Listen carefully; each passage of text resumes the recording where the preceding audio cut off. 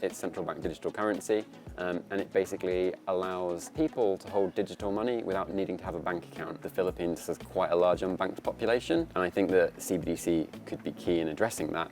And in order to have a CBDC, this capability to give people electronic money without them needing to have bank accounts, you effectively need a distributed ledger technology that can be relied upon in order to basically keep track of the fact that everyone has the set values of cash, to track all the spend and to make sure no one cheats the system. I think one of the biggest opportunities is in helping the unbanked with access to state-issued electronic money, and blockchain provides the best infrastructure to do that. I know that there's a push from the government to make government more open and robust in terms of its data capture and to allow citizens to engage with process fairly.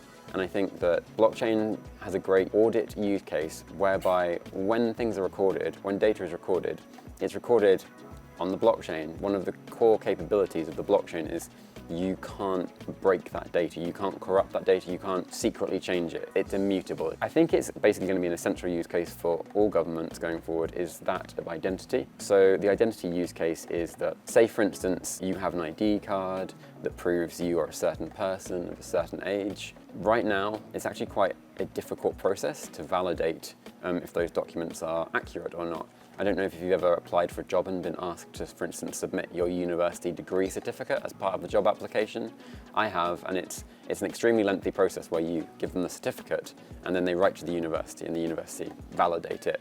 Now, with the identity use case, once a document is issued, so it doesn't literally have to be identity, it's basically, it can be any kind of valid document. Once it's issued, it lives on the blockchain, again immutably. You can enhance that capability. You can basically create systems where people are only able to query the data that they are allowed to query. To make blockchain particularly powerful, it needs to basically be adopted at scale. So you need to convince lots of people to build lots of capabilities. And I think the mitigation that we see in the Philippines is the issues from the decrees from the presidential administration to kind of invest in technology infrastructure, and the initiatives, for instance, in Bataan Freeport, where people are actually trying to solve the problems of like technological enhancement at scale. Adoption here will require a skilled workforce to adopt.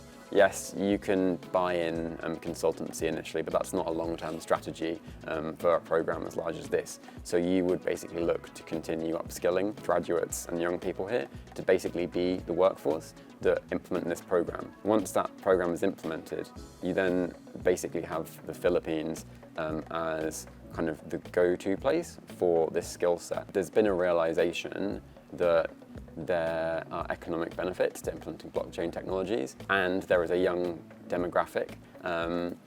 Therefore, I think the opportunity to make these changes and be one of the kind of leading change makers is very real here, and I find that the most exciting part of it.